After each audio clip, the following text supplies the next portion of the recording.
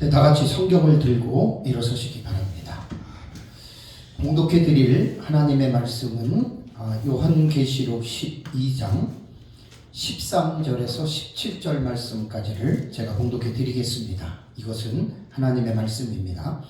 용이 자기가 땅으로 내쫓긴 것을 보고 남자를 낳은 여자를 박해하는지라. 그 여자가 큰 독수리의 두 날개를 받아 광야 자기 곳으로 날아가 거기서 그 뱀의 낯을 피하여 한 때와 두 때와 반 때를 양육받으매 여자의 뒤에서 뱀이 그 입으로 물을 강같이 토하여 여자를 물에 떠내려 가게 하려 하되 땅이 여자를 도와 그 입을 벌려 용의 입에서 토한 강물을 삼키니 용이 여자에게 분노하여 돌아가서 그 여자의 남은 자손 곧 하나님의 계명을 지키며 예수의 증거를 가진 자들과 더불어 싸우려고 바다 모래 위에 서 있더라. 아멘. 네, 앉으시기 바랍니다.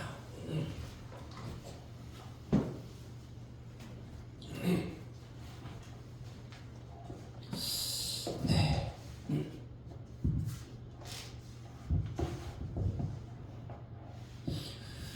요한계시록은 책의 특성상 사실 어렵잖아요, 그죠?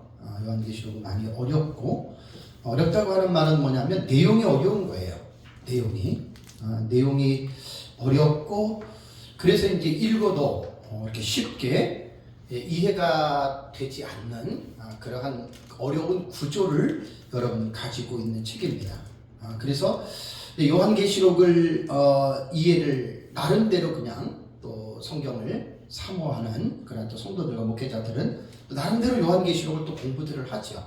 또 공부들을 하면서 그냥 또 자기가 배운 대로 자기가 아는 대로 그냥 사실 어렴풋하게 또 아는 사람도 있고 또 어떤 분은 나름대로 또 자기 나름대로의 또 어떤 확신을 가지고 또 요한계시록을 이해하고 있는 또 그런 사람들도 있습니다. 그러나 많은 사람들에게 아직까지는 요한계시록이 너무나 어려운 책이라서 사실은 읽어도 무슨 내용인지 알지 못하는 이제 그러한 사실 어려운 책인 것은 분명합니다.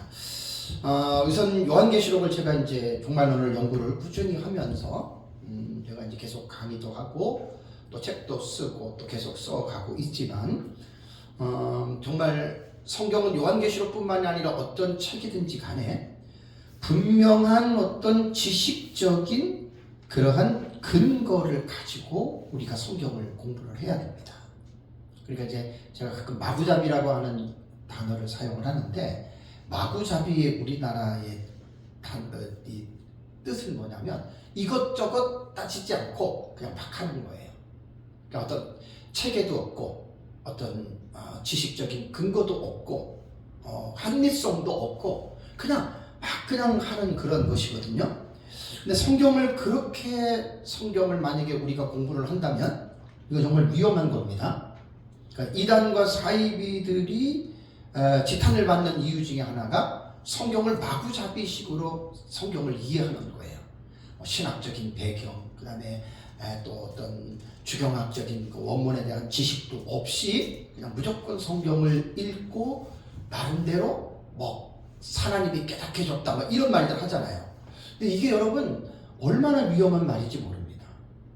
그래서 이제 우리가 2000년 기독교 역사를 통해서 성경을 형성이 되는 그 과정부터 시작해서 2000년 기독교 역사를 통해서 볼 때 성경의 해석은 정말로 신중해야 하고 올바르게 해석을 하지 않으면 여러분 큰일이 납니다. 그래서 성경은 정말 우리가 두려움과 떨리는 마음으로 올바른 그런 여러 가지 지식들이 기초가 돼서 그래서 우리가 성경을 체계적으로 공부하지 않으면 정말 위험하게 될 수밖에 없다. 특히 이제 이 종말론을 기록한 이제 요한계시록이나 이런 부분들이 이제 대표적인 예입니다. 근데 제가 이제 이 서울에서 이제 올해가 2024년이잖아요, 그죠? 제가 2014년 10월 달에 여기서 처음 강의를 한 거예요. 근데 이제 횟수로 하면은 벌써 11년째가 되는 거죠. 그러니까 오랫동안 강의를 했습니다. 코로나 때문에 한 1년 정도, 그죠? 1년 정도 약간 쉬었다가 계속 우리는 이제 여기서 이제 공부를 했는데, 우리 목사님들한테는 늘 제가 많이 강조했기 때문에 다 아는 내용이지만, 또 유튜브를 시청하시는 분들을 위해서 제가 지금 강의하는 거는 제가 자료적인 차원에서 올린다 그랬습니다. 우리 교회 설교도 그렇고, 어차피 영상으로 남으니까 이제 공부를 하시고자 하시는 분들에게는 도움이 될 수가 있을 거예요. 관심이 없는 사람에게는 뭐 백약이 부유하지만, 관심 있는 사람들은 이제 쭉 제가 영상을 올린 것들을 이제 이렇게 계속적으로 연속적으로 올리고 있기 때문에 관심을 가진다면, 특별히 이제 제 책을 구입하셔서 제 책을 본다면 정말 공부하는데 많은 도움은 될 수가 있을 것입니다. 자, 제가 이해하고 있는 요한계시록에 대한 입장을 밝히겠습니다. 저도 이제 연구를 하니까 이제 이러한 지식적인 제 입장을 변호를 하는 거지, 만약에 처음 내가 민 목사님 만나서 배운 것 그대로 만약에 제가 말을 한다면 그때는 이런 표현을 제가 할 수가 없어요. 그냥 이렇게 목사님이 이렇다고 하니까 그냥 카더라니까 카더라였죠. 그죠? 계속 공부를 하면서 제가 또 요한계시록에 대한 종말론을 정리를 하면서 이제 제가 이해하고 있는 이제 요한계시록에 대한 입장을 먼저 밝히겠습니다. 저는 요한계시록을 어떻게 이해하고 있냐면, 첫째는 저는 역사적 전천년 신학의 입장을 따릅니다. 저는 이게 이제 내가 요한계시록을 이해하고 있는 내 지식의 근거를 밝히는 거예요. 쉽게 말하면 족보를 밝히는 거예요. 족보 없이 무조건 그냥 성경 해석하는, 이거 위험합니다. 특히 종말론 같은 경우는. 그래서 저는 역사적 전천년 신학의 입장에서 이해를 하는데, 역사적 전천년의 종말론은 역사신학, 그러니까 교회가 초대교회부터 형성돼서 지금까지 2000년 동안의 교회의 역사를 다룬 것이 역사신학입니다. 폭넓지요. 그래서 이제 성도들도 그렇고 목회자들도 그렇고 역사신학이 상당히 2000년이니까 엄청난 분량이지만, 그래도 이런 부분들을 꼭 이해를 하셔야 됩니다. 특히 이제 신학적인 입장에서 우리 개혁신학이라고 할 때에는 이제 족보신학이라고 이야기를 하거든요. 초대교부터 시작해서 지금까지 성경을 해석하는 신학적 입장들이 그대로 족보가 연결이 되어 있어요. 우리 개혁신학은 원래 그런 겁니다.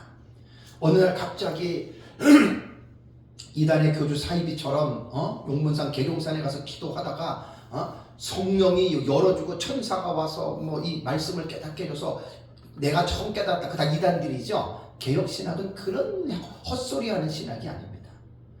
예수님의 12제자부터 시작해서 그 제자들의 제자들인 속사도, 그죠? 12사도, 그 다음에 속사도, 그 다음에 이제 속사도의 또 그 제자들이 교부들, 초대교부, 뭐 이렇게 해서 이것이 이제 중세시대와 종교개혁과 그 다음에 종교개혁 이후에 500년의 역사를 통해서 어떻게 성경을 해석하고 이해하는 그러한 신학적인 입장이 분명하게 족보적으로 정리가 되어져 있어요. 이게 개혁신학의 특징입니다.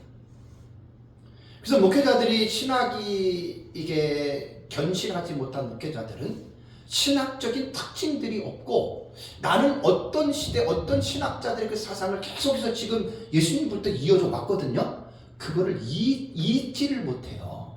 근데 개혁신학은 정확하게 시대마다 그 개혁신학자들의 신학적인 사상의 흐름을 우리는 맥을 잇고 갑니다. 이게 개혁신학의 특징입니다. 그래서 역사적 전천년은 초대 교부들이 보아왔던 이제 종말론 신학의 체계인데, 안타까운 것은 뭐냐면 제가 책을 쓸 때 이 부분은 꼭 씁니다. 지금도 내가 메모를 해놓는데, 초대 교부 시대에는 신학이 출발하는 단계였기 때문에 모든 것들이 완성된 것이 하나도 없습니다. 말 그대로 시작입니다.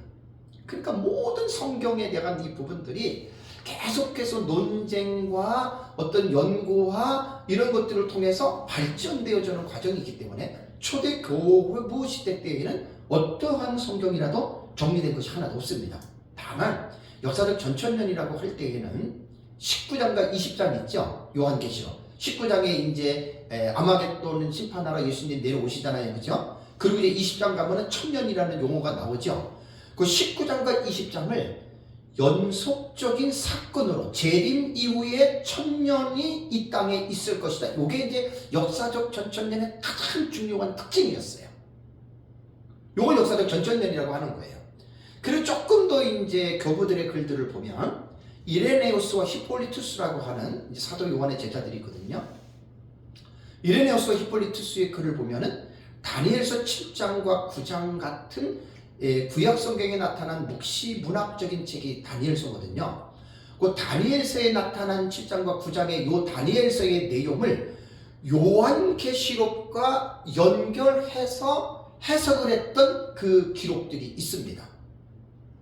자, 이것들 외에는 초대 교부 시대의 교부들이 이제 역사적 전천년이다 그러면 이것 외에는 뭐 1장부터 22장까지 전장을 주의했다 그런 책은 없어요, 지금도. 그래서 역사적 전천년은 그런 거기 때문에 우리는 그것의 출발을 따라서 저는 역사적 전천년의 입장을 저는 밝힌다. 무천년은 5세기에 어거스틴에 의해서 확립된 체계화된 종말론의 신학체계가 무천년입니다. 무천년은 제가 지금 이 시간 얘기할 필요가 없는 게 시간이 많이 걸려요. 전혀 우리랑 달라요. 다음에 이제 꼭 여러분들이 기억하셔야 돼요. 제가 첫 번째 저의 입장은 역사적 전천년 종말론 신학의 입장을 저는 따른다라고 여러분들에게 말을 했고요. 두 번째 제가 요한계시록을 이해하고 있는 내 지식의 근거는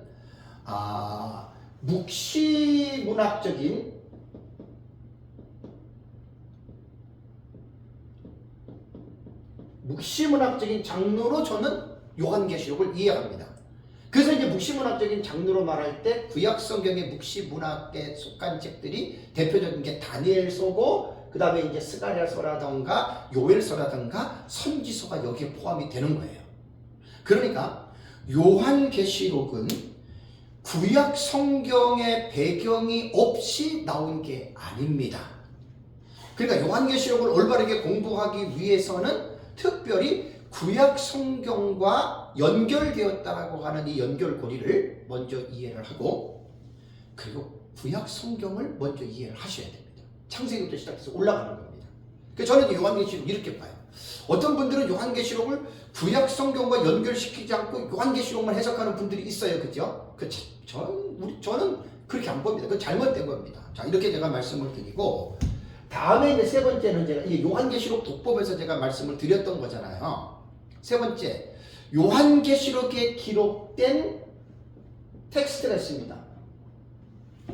요한계시록에 기록된 이 문장을 저는 어떻게 이해하냐면 한쪽으로 저는 치우쳐서 해석을 안 합니다. 예를 들자면 세대주의 전천년은 모두 전체를 문자적으로 해석을 해요. 그죠? 그 다음에 무천년은 모두를 다 상징으로 해석하죠. 그러니까 세대주의와 무천년은 극과 극입니다. 극단적인 텍스트를 해석을 합니다. 근데 우리 역사적 전천년은 어떻게 저는 텍스트를 해석을 하냐면 문자적인 해석을 저는 중시합니다. 그러면서 상징의 해석도 같이 병행해서 해석을 합니다. 요한계시록을 아시는 분들은 분명하게 자기 입장을 밝혀야 돼요. 내가 요한계시록을 나는 어떻게 보느냐. 그냥 무조건 마구잡이로 배우는 것은 그건 올바른 게 절대로 아닙니다. 물론 어떤 한 내용에 대해서는 그분이 올바르게 알 수 있다고는 말을 할 수가 있겠지만 전체적으로 볼 때는 그거는 인정할 수가 없다라고 하는 말이죠. 그래서 이제 저는 이렇게 해석을 하고요. 그 다음에 이제 네 번째 제 입장을 밝히라면 요한계시록을 읽다 보면은 문장 안에서 뭐가 나오죠? 사건들이 나오잖아요. 그죠? 그 글 속에 사건이, 물론 사건이 아닌 가운데에 어떤 상황을 설명하기 위해서 묘사하는 내용도 있지만 그 요한계시록을 1장부터 22장까지 여러분들이 쭉 읽어보면은 그 내용이 사건이 나타나는 부분들이 나오잖아요. 그죠? 그래서 사건이 제가 그 연구한 그 거로는 요한계시록에 이 73가지 사건이 나옵니다. 73가지 사건. 요거는 보는 사람의 입장에서 증감이 될 수가 있기 때문에 그거는 이제 뭐 이제 보는 사람에 따라서 사건은 여러분들이 이렇게 좀 하면은 됩니다. 그러면 이 사건을 이런 세 가지의 사건을 어떻게 해석하느냐 이거 지금 되게 중요한 거예요. 대부분 마구잡이로 가는 사람들은 그냥 무조건 그냥 읽고 그냥 뭐 아무데나 막 갖다가 이렇게 붙이잖아요. 그죠? 근데 요한계시록은 그런 책이냐. 특별히 요 73가지 중에서요 6장 이후부터의 내용이 제일 어려운 거예요. 6장부터 22장까지의 내용을 보면은 6장에서 사실은 19장이거든요. 요 19장까지의 내용의 사건이 53가지가 나옵니다. 제 책은 지난달에 제가 수정했어요. 그죠? 53가지 사건이 나오고 그 다음에 이제 총 73가지 중에서 앞에 거 빼고 하면은 이제 몇 가지가 이제 20장부터는 몇 가지가 더 나오거든요. 자, 그러면 이 사건을 어떻게 보느냐? 저는 이 사건을 어떻게 보냐면 철저한 미래주의로 저는 해석을 합니다. 과거, 역사, 이상주의. 저는 그런 해석법보다는 철저한 미래주의도 철저한 미래주의입니다. 종말적 사건으로 해서 아마 이게 역사적 전천년의 사실 정체성일 거예요. 근데 이제 안타까운 것은 뭐냐면 전 세계적으로 역사적 전천년주의자들의 요한계시록의 해석들을 보면 철저한 미래주의를 따르는 학자들은 그렇게 많지 않아요. 대부분 역사주의의 해석법을 따르더라고요. 이거 잘 구분하셔야 됩니다. 그러니까 역사적 전천년이 연구를 하다 보니까 프레임이 제일 넓어요. 너무 혼란스러워서 역사적 전천년이 배우기 제일 힘들어요. 너무 넓어서. 그래서 저는 철저한 미래주의라고 저는 이제 입장을 밝히고요. 다음에 이제 5번째에 단락에 대한 해석입니다. 단락.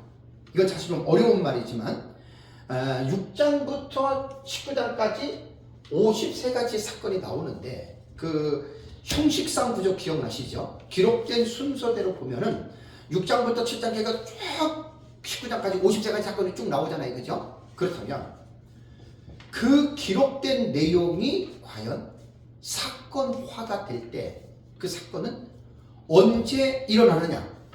이게 제일 중요한 거잖아요. 그죠? 그러면 이 사건을 해석하는데 제가 지난달에도 간략하게 정리한데 7가지 방법이 있는데 더 있어요. 사실은 방법이 더 있어요. 요한계시록 독법책에 다 나올 내용들입니다. 그 7가지 내용 중에서 제가 보는 단락의 해석법은 우리가 보는 해석법은 뭐냐면 본경과 삽경의 상호 교차 구조로 요한계시록을 풀어간다는 말이에요. 그러니까 이 요한계시록은 기록된 대로 사건이 일어나는 게 아니라 사건이 어떻게 해요? 도치가 돼요. 앞에 게 뒤로 가고 뒤에 게 앞으로 오고. 그러면 이제 잘 모르는 사람들은 어떤 사람들은 세대주의는 기록된 순서대로 봅니다. 이 세대주의 특징인데 무천년과 역사적 전천년은 그렇게 안 봅니다. 그레고리 빌의 책에 제 책에 인용을 해놨어요.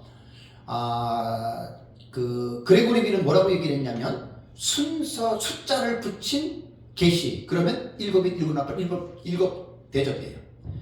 숫자를 붙인 환상들은 기록하기 위하여 숫자를 붙였을 뿐이지 사건은 숫자와 상관이 없이 일어난다. 이게 그레고리 빌이 말하고 무천년 학자들. 제 책에 인용을 해놨어요. 이건 지금 대단히 지금 중요한 거예요. 왜냐하면 많은 사람들이 기록된 대로 사건이 일어난 줄 거의 다가 90% 이상 그렇게 생각하고 있어요. 기본적으로. 아니거든요. 그리고 그레고리 빌이 뭐라고 얘기했냐면 숫자를 붙이지 아니한 환상들도 그것도 동일하게 도치가 된다는 거예요. 이야, 이거 뭐 기가 막힌 말입니다. 그러니까 이제 요한계시록은 왜 우리 목회자들이 학자, 신학자들에게 배워야 되냐면 이게 혼자 공부해서 알 수 있는 내용이 아니에요. 혼자 공부해서 깨달았다? 그거 볼 것도 없어요. 그 사람은 100%입니다. 완전히 중구난방으로 깨달아요. 잘들 배워야 됩니다. 그래서 저는 제가 요한계시록을 어떻게 보느냐 제 입장을 지금 이렇게 밝힌 거예요. 입장을. 뭔가 지식적인 체계가 있고 합리적인 근거가 있잖아요. 그죠? 네. 그래서 이러한 요한계시록을 제대로 배우지 않으면 거의 답니다. 다 그냥 카더라 배운 거예요. 어떤 교수가 이렇게 하니까 그냥 그렇구나라고 알았고, 어떤 목사님이 이렇게 하니까 그렇구나라고 배워서 그냥 흰 말은 뭐고 붉은 말은 뭐고 검은 말은 뭐고 청황색 말은 뭐고 시사만 사천은 뭐고, 그게 다 뭐냐면 들은 풍어를 가지고 말하는 거예요. 근데 우리가 듣기는 듣고 배우기는 배워야 되는데, 중요한 거는 듣고 배운 것을 내 안에서 다시 정리하고 연구를 해야 되잖아요. 그죠? 그리고 내 것으로 만들어내는 것이 중요한데, 너무 어렵다 보니까 내 것으로 만드는 과정이 너무 힘들어요. 솔직한 얘기로. 어디서 여러분 이걸 배우겠습니까? 요한계시록. 정말 힘든 거예요. 이거는 무천년이든 전천년이든 세대주의든 정말 힘든 거예요. 그래서 제가 이제 요한계시록을 연구를 하면서 요한계시록 독법은 바로 이러한 내용입니다. 그러니까 이제 저는 제가 한 11년 됐거든요. 이제 민 목사님 만난 지가. 그래서 이제 좋은 스승을 만나서 스승의 어깨를 올라타고 제가 정리를 한 거지, 이건 어림도 없는 거예요. 정말로는 여러분, 이거 어림도 없습니다. 그래서 이제 처음에는 제가 막 전천년만 막 옳다고 그래가지고 막 강의하고 막 설교할 때 막 무천년 막 뭐 불쌍하니 뭐 안타까우니 막 그렇게 했는데, 그러면은 안 된다는 거예요. 왜 안 되는 줄 아세요? 대부분 사람들은 자기 것만 옳다고 그러죠. 그러니까 내 것만 옳고 다른 사람은 틀리다라고 말하는, 이거는 상당히 위험한 사람입니다. 어느 누구든지 간 위험한 사람입니다. 이거 독불장군이거든요. 그러니까 하나님의 나라의 공동체에 전체를 볼 수 있는 안목이 있어야 돼요. 그래서 하나님이 제게 연구를 한 게 뭘 연구를 시켰냐면, 2000년 기독교 역사를 통해서 요한계시록을 어떻게 읽어왔느냐, 어떻게 해석해 왔느냐, 이게 요한계시록 독법이라는 거예요. 그거를 쭉 연구하다 보니까 역사신학적인 입장에서 초대 교부들, 어거스틴, 그 다음에 이제 후천년, 그 다음에 이제 19세기 세대주의, 크게는 4가지의 군으로 이 요한계시록을 해석하는 입장들이 있었던 거예요. 그래서 이제 쭉 제가 들어가서 이제 뭐 나름대로 무천년, 후천년, 세대주의, 뭐 전천년 이러한 학자들의 주석들을 쭉 정리를 하다 보니까 최종적으로 누가 옳으냐 보세요. 예수님이 재림하고 천년왕국이 있느냐 없느냐, 전천년은 있다고 하는 게 전천년이고, 예수님이 재림하는 천년왕국은 없다라고 하는 게 무천년인데, 무천년은 천년왕국 자체를 없다고 부정하는 것이 아니라 천년왕국은 신약시대의 전 기간이 천년왕국, 이렇게 보는 거예요. 천년왕국 없다 그러면 그 이단이 되는 거예요. 무천년은 신약시대가 천년왕국으로 그 시기에 대한 차이가 있을 뿐이거든요. 그렇다면 무천년이든지 전천년이든지 독불장군식의 사람들은 뭐라고 얘기할 것 같아요? 내 것만 옳은 거잖아요. 그죠? 그 조금 더 나가서 이제 내 것만 옳다라고 주장하는 사람의 인격의 어떤 디스오더라고 그러죠. 인격적인 장애. 퍼스널리티 디스오더. 인격적인 장애는 저도 있고 여러분들 다 있습니다. 다만 인격 장애가 심한 것에 대한 경도의 차이는 있습니다.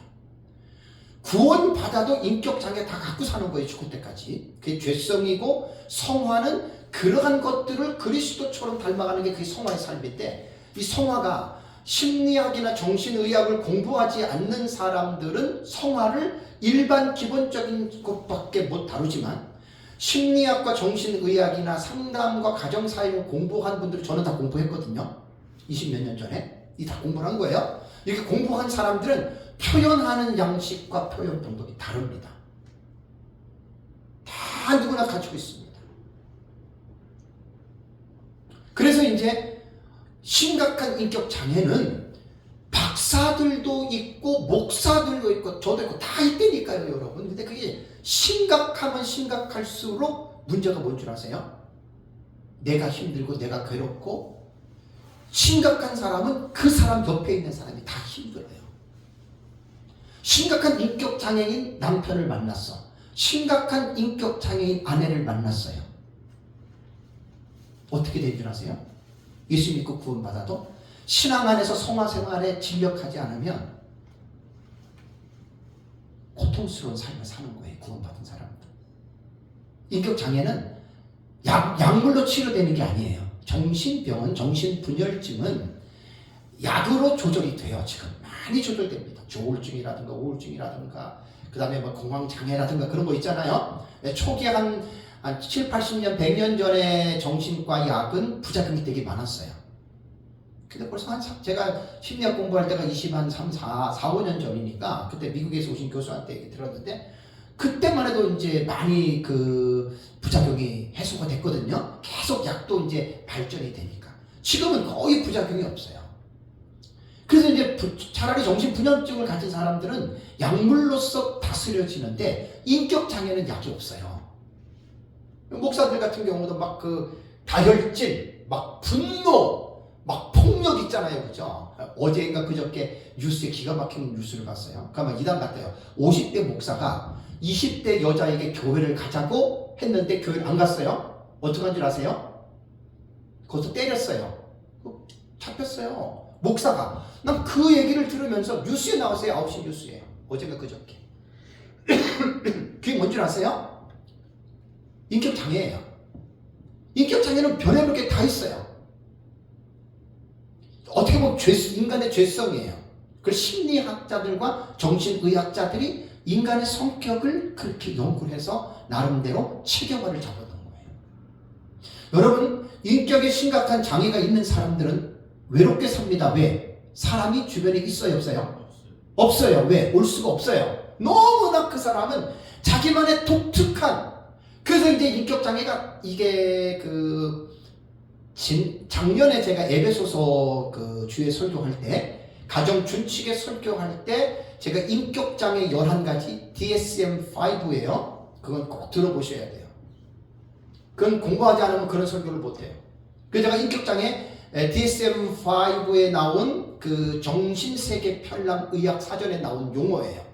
11가지가 있는데 거기에 이제 그 인격적인 장애들을 이제 그 전문가들이 분석을 해놓은 게 있거든요. 그러니까 결국은 주변에 사람이 많고 행복하게 사는 사람은 인격이 좋은 거예요. 근데 사람이 없고 외롭고 사람이 안 붙어. 장애가 있기 때문에. 그거는 사실 이제 그리스도 안에서 성화의 삶을 통해서 말씀으로 자기를 쳐서 복종시키고 해야 되는데 이게 이제 저도 41년 예수를 믿었지만은 교회에서 신학교에서 목회자들이 이러한 그러니까 웨이노츠라고 하는 정신과 의사가 목사님입니다. 제가 80년도에 그 책이 나왔어요. 웨이노츠의 인격장애와 정신치유를 한번 책을 꼭 읽어보세요. 너무나 중요합니다. 근데 무조건 뭐 예수 믿고 구원받으면 다 된 것처럼 생각하잖아요. 아닙니다. 성화는 평생 동안 점진적으로 이루어지는데 거기에 인간의 죄성이 정신의학자들이 보는 차원은 인격 장애로 나타나거든요. 평생 그 사람은 어쩔 수가 없어요. 만약에 남자가 심각한 인격 장애를 가졌다? 여자가 그런 남자를 누가 좋아하겠어요? 못 살아요. 자, 여자가 심각한 인격 장애를 가졌다? 어떤 남자가 그 여자랑 살겠어요? 자, 부모가 심각한 인격 장애를 가졌다? 어떤 자식이 그 부모랑 살겠어요? 이해가 되세요, 제 말이? 이게 현실입니다, 현실. 근데 이것을 자각을 못하는 거예요, 사람들이. 그냥 예수 믿고 구원받고 성령 충만하면 된다 그러는데 그건 어떻게 보면 무책임한 말입니다. 인간을 깊이 있게 분석하면 저도 제 자신이 인격적인 장애가 있다고 그랬습니다. 왜 없겠습니까? 죄인인데. 그걸 이제 이제 심리학자나 정신의학자들을 통해서 우리가 이제 공부를 해서 자기를 자각하고 발견해서 하나님의 말씀을 통해서 이제 그것들을 여러분 우리가 다스려 가야 된다라고 하는 말입니다. 그리고 여러분 사람 만나서 대화해 볼 때 편안한 사람이 있고 대화하면 불편하고 막 화나는 사람이 있죠. 왜 그런지 아시죠? 인격적인 장애가 심한 사람들은 대화가 안 됩니다. 그리고 여기 이제 조금 목사님들 정치하는 사람들 중에서 정치꾼들에서 거짓말 시키고 음행하는 사람들 있잖아요. 다 인격 장애입니다. 편집증. 그래 뒷담화. 목사들이 뒤에서 목사 헐뜯고 정치하잖아요. 사람 죽인 그다 인격 장애입니다. 그게 다 죄성이에요. 그게. 그러니까 정신이 건강한 사람들은 만나면 편해요. 그리고 막 자기 고집이나 막 그런 것들을 안 내세워요. 그리고 겸손한 인격을 가진 사람들은 잘 배워요. 근데 인격 장애가 있는 사람들의 특징이 뭐냐면 고집불통이에요. 자기 것만 원해요. 근데 이제 나이가 50 정도 넘어가면 오해하지 마세요. 끝났습니다. 50대 중반 되면. 목사님도 못 고칩니다. 그래서 신앙생활을 잘하면 이런 것들이 이제 자기가 이제 고쳐지고 되는데 나이가 들면 힘들어요. 예수 믿는 게 그렇게 단순한 게 아니에요, 여러분. 제가 이제 뭘 얘기하다가 지금 여기까지 나가는지 몰라도 여러분 사실 이 요한계시록은요 그렇게 간단한 게 아니에요. 그렇게 간단한 게. 아까 이제 결론만으로 말할게요. 인격 장애는 어디서 생기느냐? 가정에서 생기는 거예요. 가정은 사람을 만드는 공장입니다. 부모가 어떻게 아이를 낳아서 기르고 양육했느냐에 따라서 그 아이가 양육이 되어지고. 저도 아이들 셋인데 가슴 아플 일 많아요. 저도 참 아이들에게 상처 주고. 그래서 아이들이 그렇게 되는 거예요, 여러분. 근데 부모들이 그걸 못 깨닫는 부모들이 또 너무 많아, 나이 든 부모들이. 그래서 교회 설교에서 목사님들이 이런 부분들을 전곡을 찔러줘야 돼요. 아이가 출가해서 시집가고 장가를 가도 그 부모는 그거 모르는 부모들이 많거든요. 그거 깨달으셔야 돼요. 나중에라도 만나면 자식들 앞에서 야, 아빠, 엄마 용서해달라 그런 말들 하셔야 돼요. 왜냐하면 자녀 입장에서는 평생 한이 돼. 부모가 야, 너 아빠가 너한테 엄마가 너한테 잘못했다 이 말도 못 듣고 부모가 먼저 죽는 경우가 있거든요. 자식은 죽을 때까지 한이 돼요. 물론 그리스도인들은 그 안 들어도 상관이 없지만 이런 얘기하면 제가 몇 시간을 할 수가 있는데 그냥 넘어갈게요. 자, 그렇다면 이 요한계시록을 제가 이제 그 연구를 하면서 사건을 볼 때 지금 144페이지 책에 보면은 제가 도표 하나로 그려놨죠. 그죠? 거기 수정된 건 여러분들이 포함해서 보시고 사건이 가장 많이 기록된 장에 대해서 몇 가지 말씀을 드릴게요. 4가지가 나오는데 6장을 보면은 6가지 사건이 나옵니다. 자, 한 장에 사건이 많다라고 하는 말은 뭐죠? 그만큼 복잡하다는 이야기죠. 그죠? 많은 것들을 정리를 하려면 많을수록 복잡한 거예요. 그런데 계시록 6장에는 6가지 사건이 나오는데 첫째 인에서 6째 인이 나와요. 첫째 인에서 6째 인이 나오는데 이것은 그 도표를 제 책 뒤에 보면은 순서대로 사건이 일어나지 않습니다. 요거 조금 어려워요. 요거는 제가 이제 다 이거는 작년에 제가 다 강의를 했던 내용이니까 그냥 넘어가는 겁니다. 그 다음에 11장에도 6가지 사건이 나옵니다. 요한계시록 11장에도. 근데 이 6가지 사건은요, 두 증인에 관한 내용이 5가지입니다. 두 증인에 관한 내용이 5가지고 순서적으로 나오기 때문에 이런 거는 10가지라도 어렵지를 않아요. 그리고 이제 나머지 이제 한 가지가 이제 7번째 나팔이 불리는 내용이 나오잖아요. 그죠? 네, 그래서 이제 그렇기 때문에 요로는 괜찮고, 그 다음에 이제 지난달하고 이번 달에 공부하는 12장입니다. 계시록 12장에는 8가지 사건이 나옵니다. 요한계시록에서 사건별로 분류를 하면 계시록 12장이 제일 많이 나와요. 사건이. 그렇다면 뭘까요? 그만큼 복잡하다는 거예요.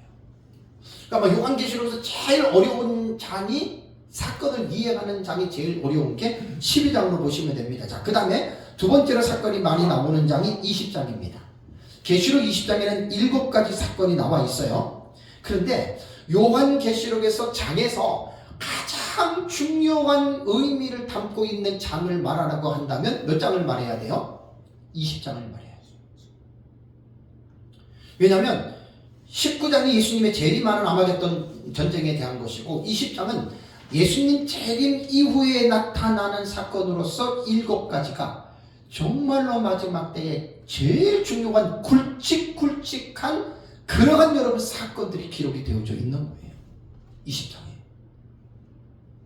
그래서 이제 20장은 사실은 순차적으로 사건을 이해하면 별로 어렵지 않습니다. 내용은 중요하지만 별로 어렵지 않습니다. 자, 그래서 이제 제가 계시록 1장부터 22장까지를 쭉 볼 때 제일 난해한 부분이 계시록 12장이다.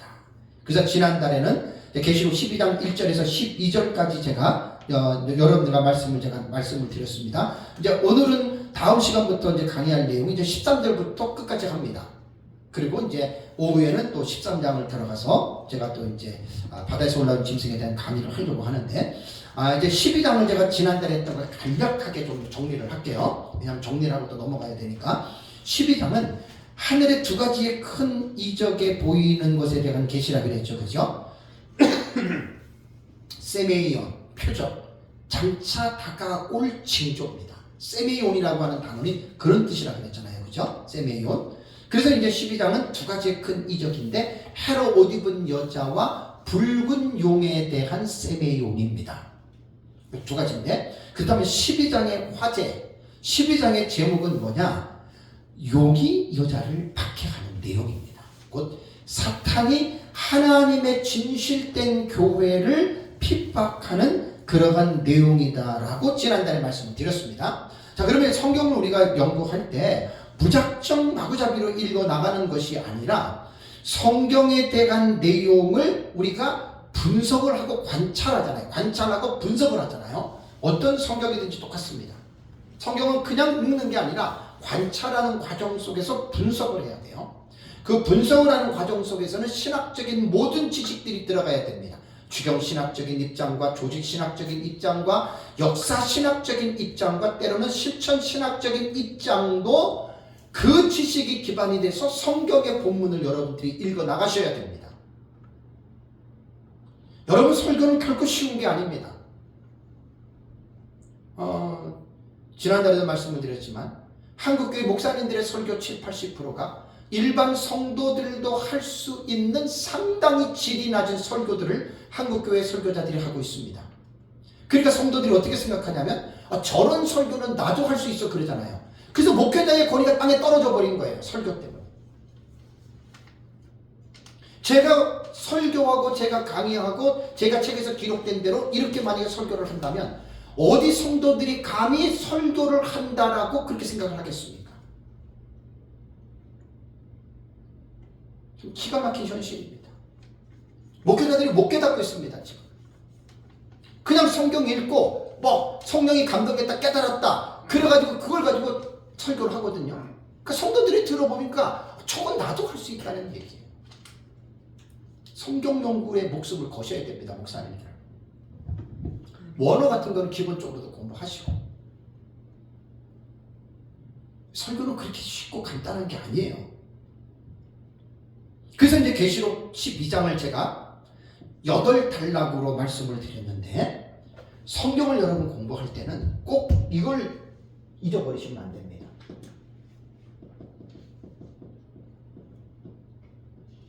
형식상 구조에 대해서 이해를 하셔야 됩니다. 이 말은 뭐냐면 기록된 대로 성경을 먼저 구조를 파악하시라는 얘기예요.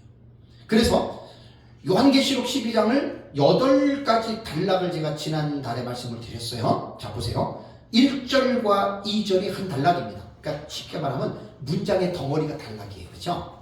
이 8덩어리가 있는데 첫 번째 덩어리가 1절과 2절입니다. 자, 1절은 사실에 대한 묘사입니다. 그리고 2절은 사건이 됩니다. 다음에 두 번째 단락이 3절과 4절이죠. 문장이 분리가 된 거예요. 3절은 용에 대한 묘사이고 4절은 뭐지요? 사건이 되죠. 이거는 본문을 깊이 있게 관찰하고 분석하면 이런 결론이 나옵니다. 다음에 세 번째의 단락이 몇 절이냐면 5절입니다.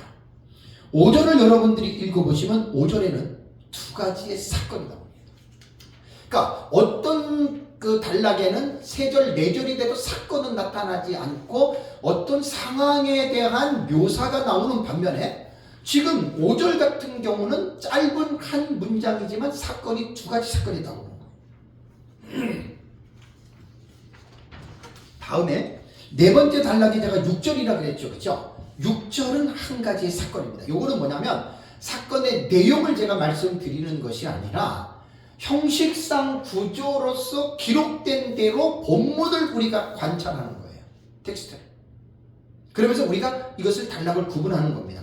다섯 번째 단락은 7절에서 12절이죠. 7절에서 12절. 하늘에서 미가엘과 용의 전쟁이 일어나는 사건을 묘사한 건데 이것은 한 가지의 사건으로 여러분 보시면 됩니다. 다음에 6번째 단락은 13절입니다. 그러니까 목사님들이 성경을 볼 때 12장을 딱딱 요리를 할 수 있어야 돼요. 요리를. 생선의 머리, 지느러미, 가슴, 꼬리, 내장 다 성경을 샅샅이 이런 분석이 필요합니다.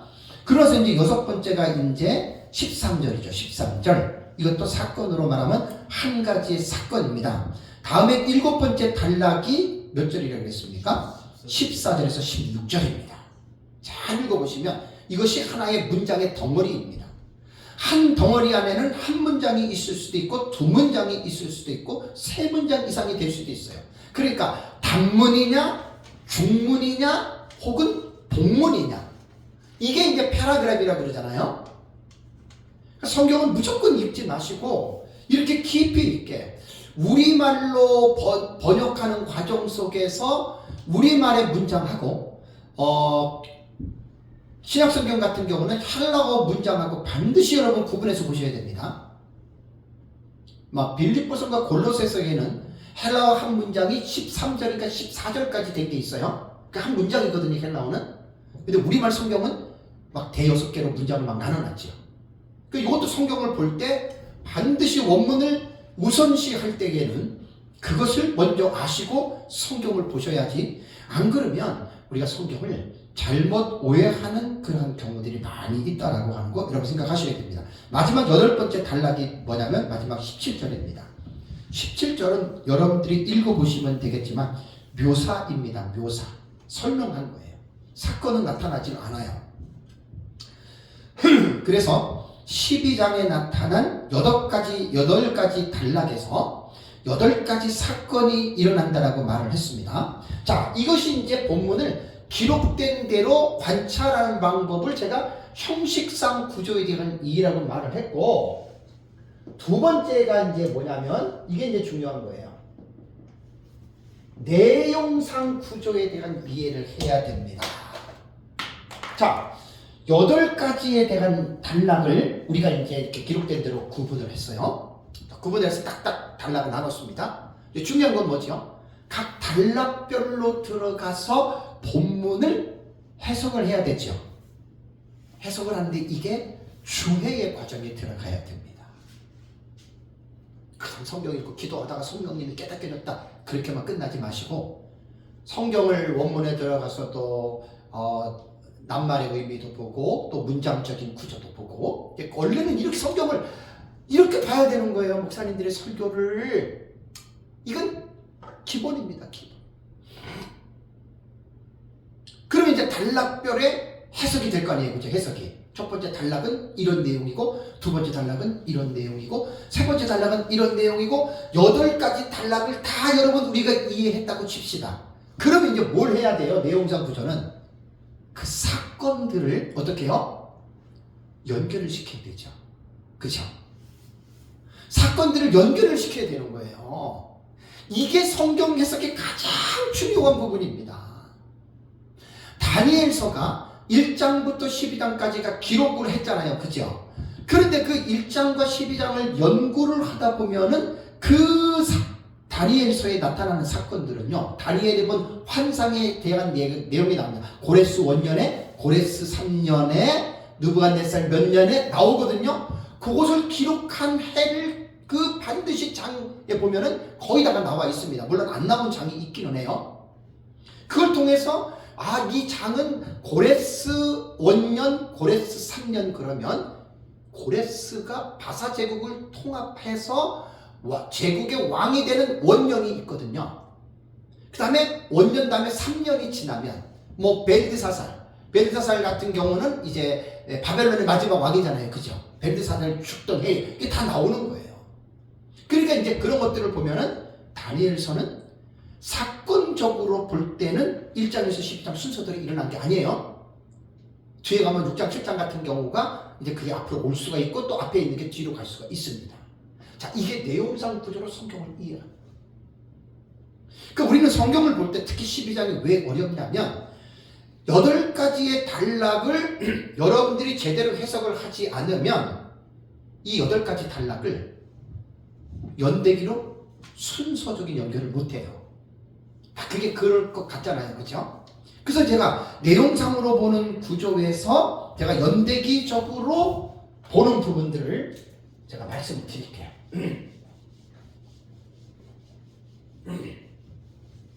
자, 이제 지금 사실 제가 여기서 하는 강의는 요한계시록 고급반입니다.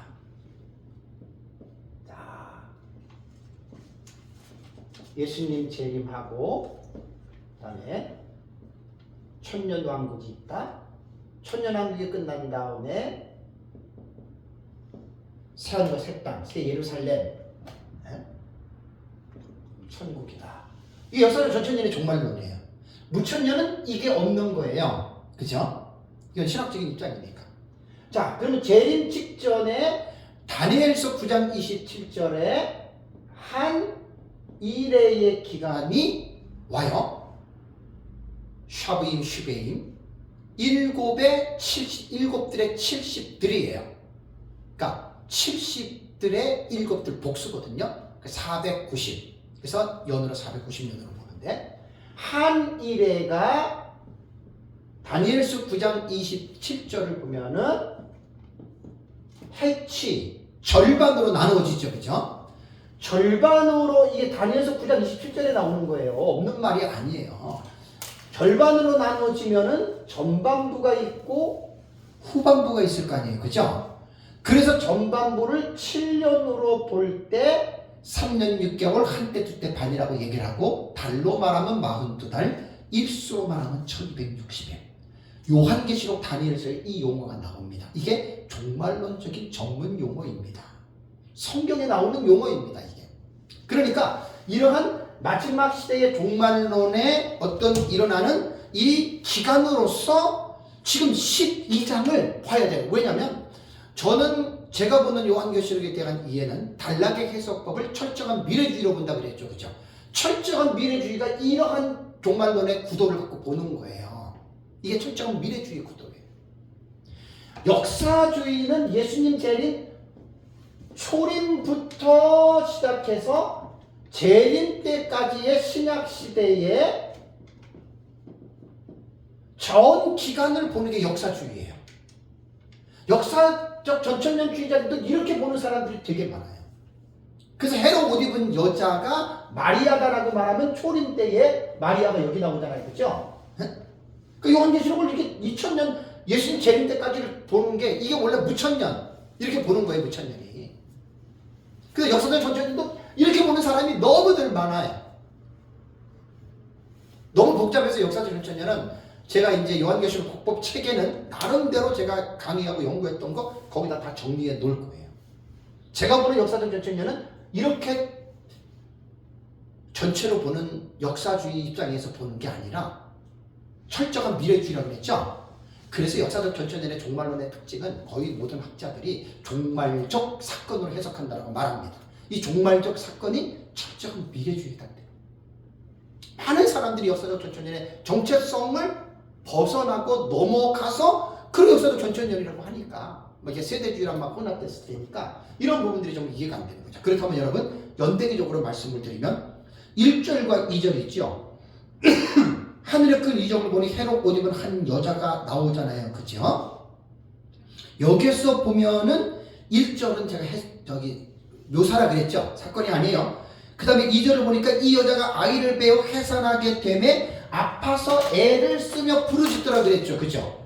자, 그렇다면 지난 달에 제가 다 설명을 했어요. 여자가 누구고 여자가 낳은 아이가 누구냐. 우리는 여자를 마리아로 안 봐요. 초대 교회예요. 초대 교회가 낳은 두 증인입니다. 그럼 보십시오. 1절과 2절은 한 일회가 시작되기 이전에 이렇게 딱 붙여야 돼요. 연대기로 지금 제가 말씀을 드리는 거예요. 다음에 3절과 4절, 연대기적으로 제가 순서를 말씀드리는 겁니다. 이게 이제 첫 번째로 여러분들이 보셔야 되고, 두 번째는 3절과 4절을 보시면 됩니다. 자, 하늘에 또 다른 이적이 보이는데 붉은 용이 꼬리가 하늘의 별 3분의 1을 끌어다가 땅에 던지지요. 그죠? 그럼 이 사건은 언제 여러분 일어나는 것일까요? 이 사건은 이때 봐야 됩니다. 한일회가 시작되는 시점. 그래서 넷째 나팔 보시죠. 넷째 나팔. 저 높여보세요. 넷째 나팔 보면 영적 흑암 돌에 나오죠. 그죠? 네? 별과 달과 그다음에 해, 달, 별이 3분의 1이 어떻게 돼요? 어두워지죠. 그죠? 그러니까 여기에서 꼬리가 하늘의 별 3분의 1을 끌어다가 땅에 던져요. 이것은 사실 별은 이제 사탄으로도 해석을 하지만 그 주의 종들로도 해석을 합니다. 이거 종들로 봐야 돼요. 그러니까 마귀가 이 지금 이제 사건에 대한 내용을 갖다 지금 연대기로 하는 거예요. 지난 달에는 다 설명을 한 거예요. 주의를 다 하고 제 책에도 나오는 거예요. 이거 연대기로 제가 지금 보는 거예요. 그럼 3절과 4절은 어디냐면 하늘가 시작될 때 이미 사탄에 의해서 이미 영적으로 이러한 교회는 심각한 타격을 입고 데살로니가 후서 2장 3절 4절을 보면은 예수님 재림 직전에 첫 번째 나타나는 특징이 뭐지요? 배교가 있지요. 많은 사람들이 떠나죠. 그러니까 이때 벌써 이제 딱 하늘가 시작할 때 벌써 3분의 1 정도 이상이 전 세계적으로 기독교 인구들이 교회를 떠납니다. 이렇게 보시면 됩니다.